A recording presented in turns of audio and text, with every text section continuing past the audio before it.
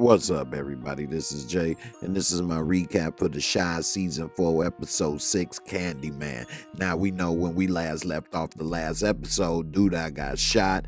Kev was going through it, finding out his girl is a homie hopper and cheating on him, and a lot of other things is going down. And in this episode, we gonna finally get to see what the really dilly is and what's really going on, and also if Maisha and Papa is gonna last as well. Now, if you're new to the channel, please subscribe, hit that like, recommend the channel, share, and let's get into it. Now, when we first kick off this episode, we find out who popped Duda straight off the bat, and it's none other than Brandon's mama. And so she's saying, I don't care if you was president, you ain't shit, and I ain't gonna let you get away with being the hero. And so we see that she popped Duda and left him leaking there for dead like he done spilled ketchup on him. And so we see him inside the ambulance, and the guy's trying to save his life, and his life is flashing before his very eyes. They trying to plug that leak, and Duda is over there damn near out for the count. He got the boogers in his nose and everything. It looked like it's a wrap, and he's realizing that if it wasn't for Rose saving his life, Rosalind sitting there catching this, he'd have died on the rooftop. And so she's sitting there, basically he owes her his life. Meanwhile, we see in the morning at school that Gemma and Jake is hee-haw and smiling and everything right in front of Kev, sitting right in front of him in the classroom. Kev getting pissed. He take a pen, throw it at the back of Jake. Jake get popped upside the head with the pen, but he ignore it and just, you know, keep it moving. She picks it up and gives it to him and tells him to stop. Don't. And that right there was just fuel to the fire right there. So he looking at her like, you got some nerve, you old pro-black militant wannabe homie hopper. And so he say, you just gonna ignore me like that? And Jake say, ain't nothing to say. And so that was disrespectful. Kev get up, he ready to fight, and Jake say, what you gonna do? So they start going at it. Kev done stole on Jake. The teacher comes running to try to break up the fight in the classroom, and Kev rearing back trying to hit Jake and elbowed the teacher right in the top of the head and bust his nose. Had dude leaking, looking silly, and it looked like everybody was looking at Kev as if he killed the damn teacher. And so next thing you know, Kev knew he was in trouble and he didn't know what to do next. Meanwhile, of course, we see Maisha and Papa meeting over lunch, and of course they had Smokey's always eating that unhealthy greasy food, and so he's telling her he gonna give up on his podcast because no famous guests coming. She said, you gotta crawl before you walk, big boy. You can't expect all these people to come, you know. He said, what about Chance? She's sipping on a baby bottle of orange pop, and he's like, oh yeah, they do love the kids. She say, look, don't get your head up high. I got these people that want to do an interview with me. We'll see what's up. So he geeked. Meanwhile, we see Kev getting disciplined and yelled at by his moms, and then his real mom walks away, and she say, I can't handle it, Anita, just leave him. And so he left with Dre sitting there talking to him, and he's asking like, man, why can't I just be a kid? And Dre is sitting there telling him about how all these decisions weigh heavily on his future, and he say, so am I in trouble? Can I go see Papa? She said, yeah, you can, but that's only because I need time. Me and your mom need time to ourselves. So they didn't even ask why he got into the fight or what happened, and they need time to themselves. Meanwhile, Duda's there taking his last few breaths, and Rosalind is there. She by his side, giving him a kiss on his head and making sure he all right. She the only one there for him. Meanwhile, Emmett is at the job. He eating in his office, and he get kicked out his own office by Tiff and Dom, and they saying they got a meeting, get up out of here. He like, hold up, this is my office. They like, man, get up out of here. Total disrespect. He gets no love even in his own establishment. Now they both looking real good and sexy, but their head ain't right because they ain't talked about this business plan together. They meeting with this woman. She want to take this business nationwide, and this is the woman that Tiff met with. Now this was a good idea to put their edibles everywhere, but Dom is asking a couple questions and Tiff is mad, so she say, let me talk to you outside for a minute. So Dom bring all that booty with her. They go out and to talk, and she like, why you trying to mess up the bag? She say, I'm just asking questions. I ain't trying to mess up the bag. She like, yeah, but you over here blocking. And Emmett trying to tell him, hurry up, it's a food rush. And she like, you don't sign my checks. Yeah, but I pass them out. Respect my establishment. So he always sounding like a Forrest Gump. Meanwhile, we see that Rose come on out, and she coming to talk to the press, and she's like, instead of asking all these questions about what's going on and who's running things, y'all need to find out who shot the Mayor Perry. And so the press is asking all these tough questions, and she like, yeah, well, y'all better get down or lay down. If you hear anything from me, it's from the mayor's office. She pretty much handled that like a G. Next thing you know, Keisha back at work. Before she could even finish looking up, here go Poindexter shooting his shot. He got his hat rolled up like Adebisi from Oz, and he's trying to see what's up, what's good with her, see if he can take her out on a date. She still is traumatized getting over all this, and he's like, hey, let me get your phone number. I'd like to take you out to dinner. And so she's like, I don't know about that. I ain't really ready for that. He like, well, let me cook for you. And so she's saying, well, I don't really like to go to nobody's house. And so next thing you know, she changed her mind, take his phone, and she give him his phone, and he put his number in. And so he geeked. He think he might go ahead and get some of that fresh punani.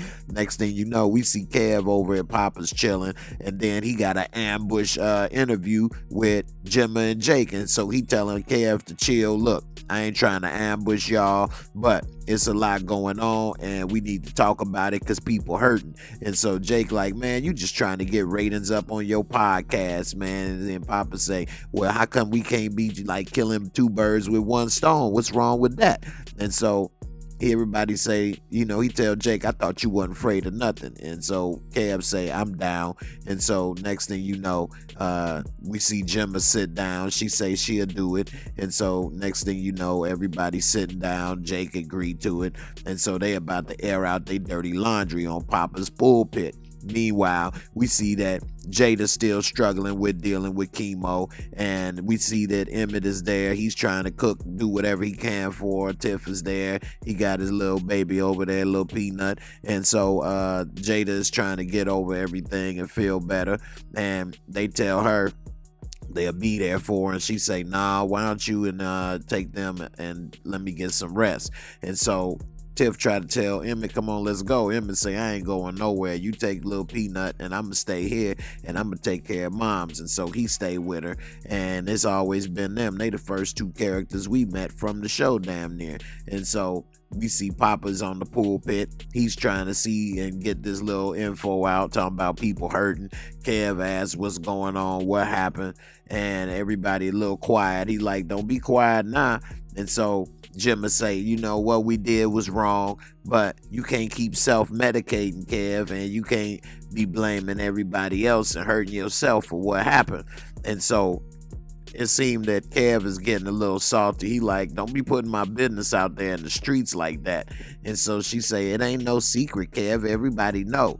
And he like, so what's going on? I thought you was there. She said, if you cared about something and supported me, then I would be there for you, but you don't care about nothing. Kev said, I can't be running around supporting you all the time. You want to be involved with everything. But I did care about one thing, that was you. And so she say, I still love you, Kev. He like, yeah, right. Anyway, and so she say, I just ain't the same girl you met. I need something different. He like, so what's so different? And Papa said, yeah, what do you mean by something different? And Maisha say, just because that's the person you started with don't mean that's the person you gonna end up with. And so then they start going back and forth. Kev was like, man, fork this, I'm out. And he walk off. And so now it's just Jake and Gemma. They get up and leave. They say they done. And now Papa's sitting there, and he asks Maisha, what do you mean the person you started with may not be the person you end up with? And she says, you know what, Papa, you reading too much into stuff. You need to leave it alone. Meanwhile, we see back at Trigg house on the south side, that Imani is getting dressed in the morning, and Tria come in, and Imani says, you know, you were supposed to have support me. I feel like we ain't on the same page. And so he apologized and say, you know what, you right, I'm gonna have your back more. We'll be on the same page from now on. And so we see that back at the hospital, Doodah is starting to get a little better, and his beard is getting a little gray. He ain't dyed his beard, and so he trying to sit up, and he asking Rose what's going on, and they see people, and she's signing papers and stuff, and he say, you know what, you getting a little too comfortable. What you doing? And she said, I'm making sure everything runs smooth. And he say, I ain't gonna be here for long. She says, yeah, and it's gonna be a hell of a comeback story. But he looking at her like it's a problem. Meanwhile, we see that Keisha's still pumping fresh titty juice, and she getting it ready for the baby that she didn't want. And then she looking at the mirror. She looked like she getting her body back. She take a glance at herself when she was running track. Yeah, she was in shape then more so than now, but she ain't got that far to go. She then looks and then gets on the phone and calls Adebisi up. Adebisi is happy that he gets a little call, and he's saying, yeah, well, let me cook for you.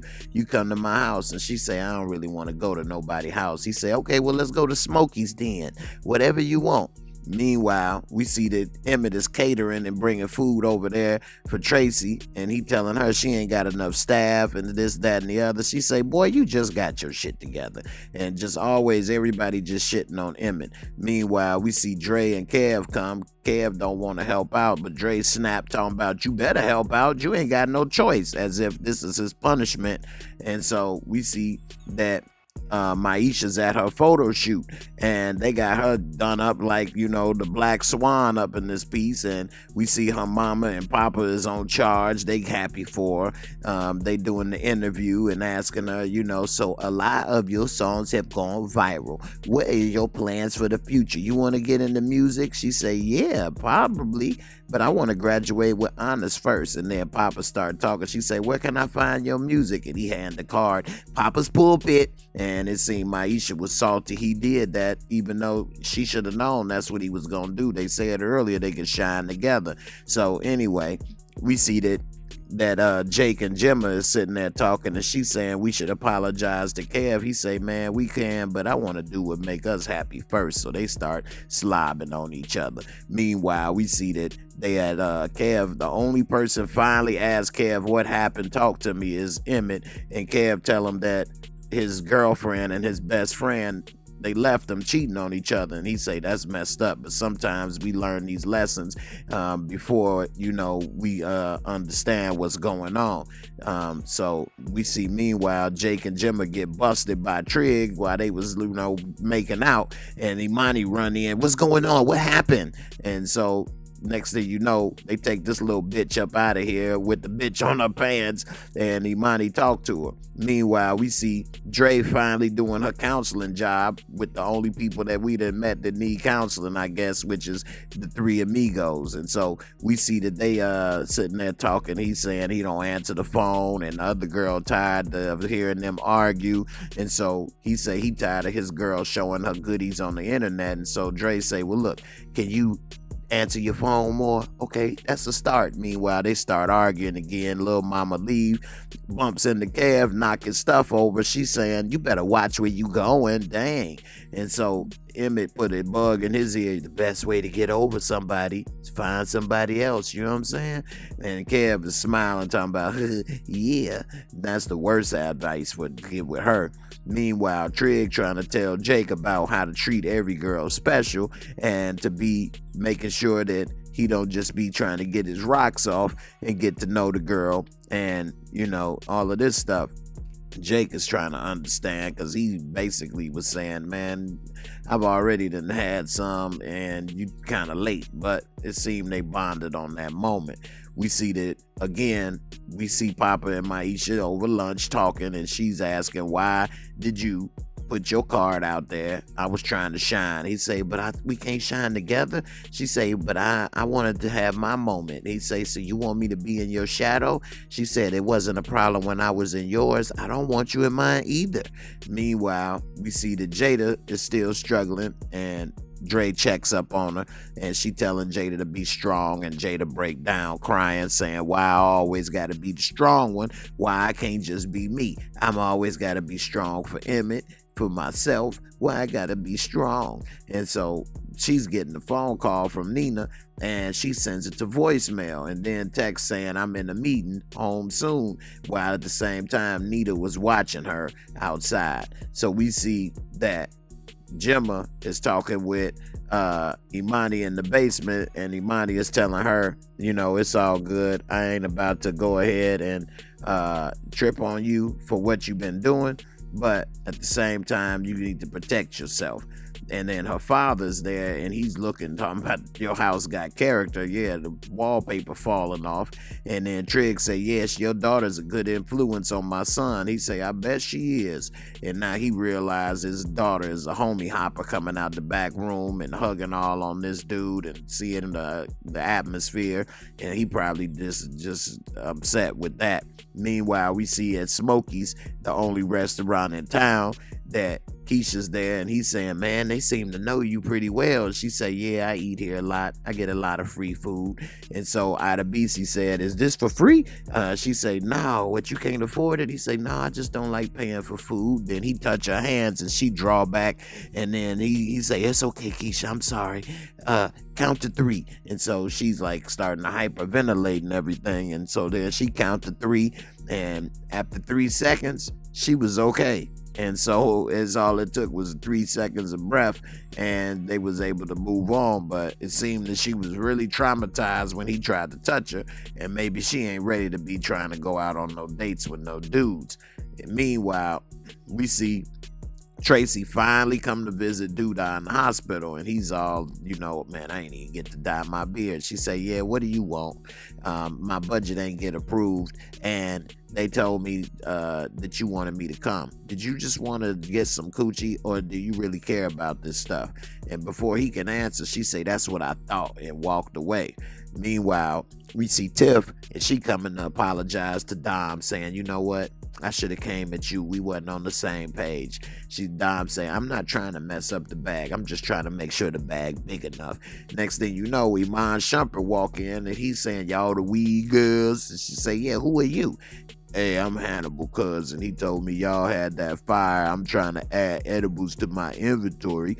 I'm thinking, you know, y'all could go ahead and give me a little something, and we can split it, give you 10%, this, that. And so then Dom like, yeah, that way we can expand and keep it in-house. He said, yeah, we black owned. She say, well, I'm going to need an office. He say, I got some space for both of y'all. And then we see the stunt girl got her eyes on them. Meanwhile, Nina, she trying to feel good, sipping on a little something, a little feel good in the bottle over there, some hen dog, and she getting a little text from Dre that ain't worth nothing, but at the same time she catching them eyes from the brat tat tat tat.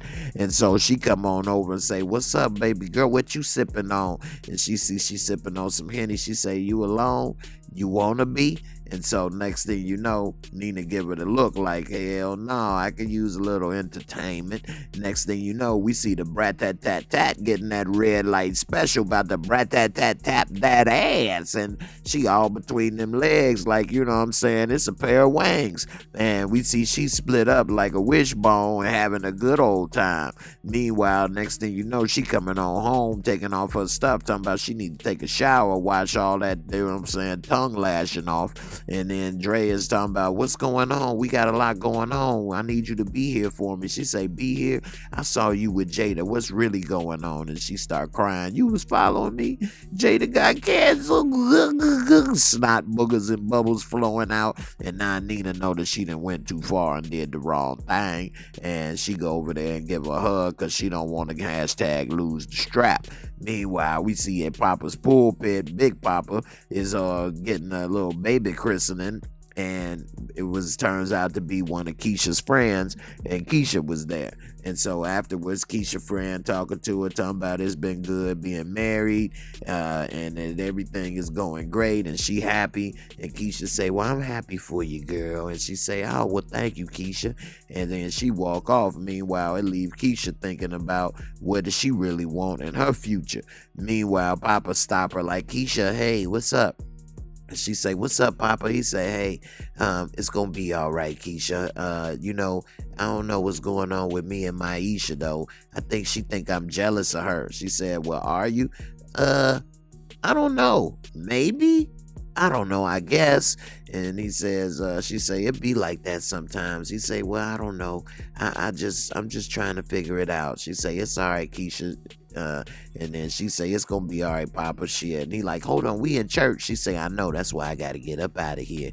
Meanwhile, suede sideburns come through, and them suede sideburns is thick, boy. And he's bringing groceries in there for her, and Nina finally tell him that she love him back, and he go ahead and give her a kiss and give her a hug. And now we see Nina got love in her life for old suede sideburns. Meanwhile, we see Octavia is still bringing this baby around into Keisha's face. Keisha delivering the fresh titty juice, and then she's looking at her with the baby, and Octavia smile and say, "Hey, you want to hold the baby?" And Keisha looked like she did in her eyes, but wasn't sure. But before she could really answer, she was getting that baby passed off like she was Barry Sanders, and so she was having the baby, holding it, tuck and run, and we could see that she was getting attached right before our eyes. And on the side view, she had tears running down as if she really loved that baby.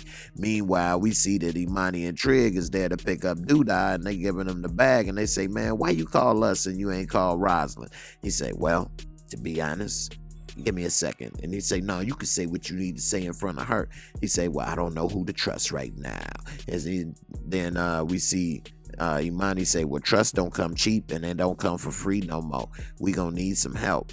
And so they basically need some to back up what they want. Meanwhile, we see Papa Facebook stalking Maisha. She come on in a little salty, and she's saying, "So what's up? You need to talk. Why we can't talk FaceTime?" He say, "Look, I don't think we should work together no more. I don't want to mix business with pleasure. I want to support my queen, not fight her.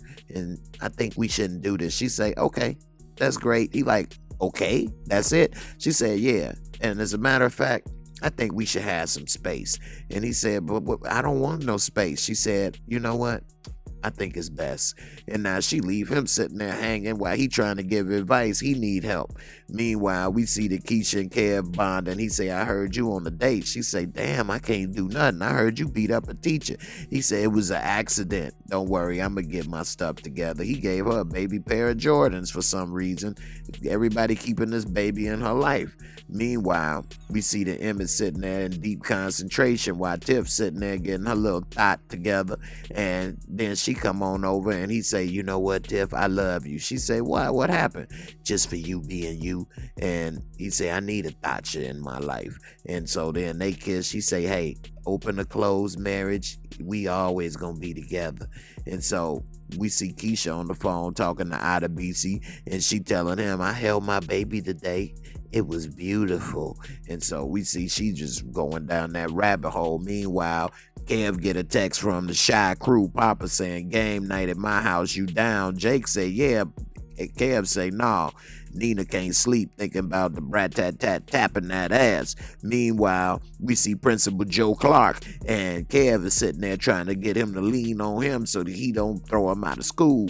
And so he's talking with Dre, and everybody is saying that they got a zero tolerance policy. And before he could finish, Kev say, "Hey, look, I'm sorry, Joe Clark. Before you lean on me too hard, I just want to let you know I'm sorry. I'm gonna do everything I can to make it up. I'm gonna do whatever detentions, punishments, whatever. I'm gonna make it work." And so Dre thought everything was good. But then he said, "Well, unfortunately, you can't do it here.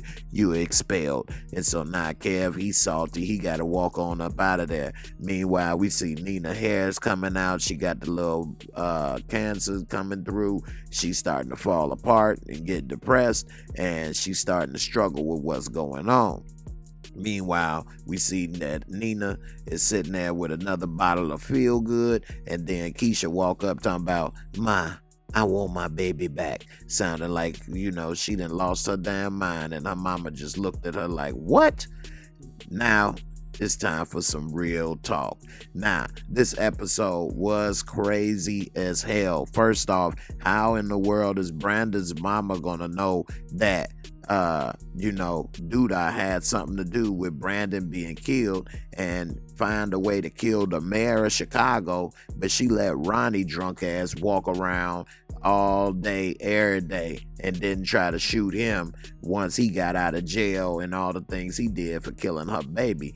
That was kind of strange. And also, I think, how did she know? I think the only reason she knew where Duda was and how to do this is because she got a connection with Tracy from when they was working together in that little lost child situation. And that's how maybe Tracy helped set Duda up. So I'm gonna make a video about that, breaking that down and why I think that. Also, this episode was messed up. The Kev ended up elbowing the teacher and getting his nose busted and ended up thrown out of school. And I think in the end, it'd be a better move for Kev to get away from Jake Jimmer, get a fresh start, have friends that don't know and have nothing to do with everything that he was doing, and maybe he can move on with his life and have a better opportunity. Also, Keisha need to get that baby situation out her mind, move on, and stop bringing that stuff up, and it's gonna ruin her life in the long run. She needs to go ahead and get things straight so that she can move on and restart her life, maybe not with Ida Bisi, but with somebody else. And also Nina and all the women like Keisha and other women, not Keisha but Tiffany, they need to stop running to somebody else as soon as something go wrong, because it always end up backfiring and becoming another problem in the long run, and it's something they should try to avoid before things get out of hand. In the end, that's it. I'm gonna catch y'all on the next one. Peace, and I'm out. Thanks for watching. I hope you enjoyed the video. Please hit that like, subscribe, bang that bell, and I'll catch you on the next one. Peace.